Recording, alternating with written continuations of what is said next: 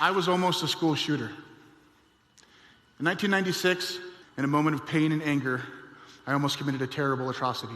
My family was very violent and aggressive, drug-addicted parents. We were moving from place to place a lot. I was the perpetual new kid. And since I also had such an unstable household, wasn't helped by the fact that I smelled really bad because I never had a shower. So every time I went to a new school, I was in a whole new set of bullies. Dumped food on my head because I said I was too fat.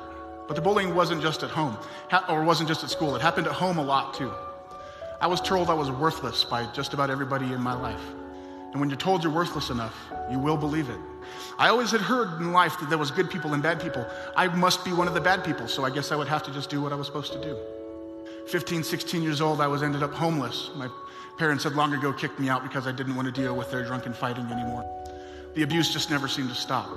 Finally, 16 years old, I'm sitting in my best friend's shed, who I thought I had already pushed away too by stealing from him and lying from him, knowing that if I didn't do something, I was going to kill myself soon. So I did the only thing I could think to do. Grabbed a phone book and I called social services. So when I went to social services, sadly, they didn't just bring me in there. They also took my mom in there too, who happened to be one of the largest sources of my pain growing up. And as they sent me home with her, she turned to me and she said, "Next time you should do a better job and I'll buy you the razor blades." My heart just got ripped out of me at that point completely. I had nothing left to live for. I literally had nothing to lose. And when you have nothing to lose, you can do anything. I was going to attack either my school or a mall food court.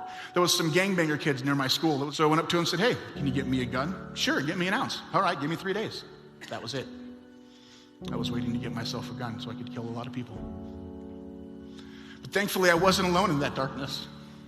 That best friend who had saved me, I was sleeping in his shed, he saw this place that I was in. Even though I had stolen from him and lied to him and took in his belongings and ruined it all, he didn't care. He still brought me in and showed me acts of kindness. It was literally just sitting down next to me. "Hey, would you like a meal? Let's watch a movie." Treat me like I was a person.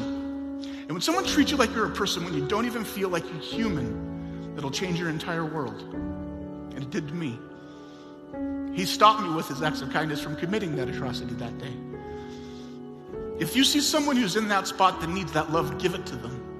Love the ones you feel deserve it the least because they need it the most. Instead of looking at that kid like he's a threat, look at him like he might be a friend. Now I'm a happy family man. I have a father of 4. My wife and my daughter are in the audience today. And even bigger than that, the friend who saved my life, he's in the audience today too. Because friendship doesn't necessarily die.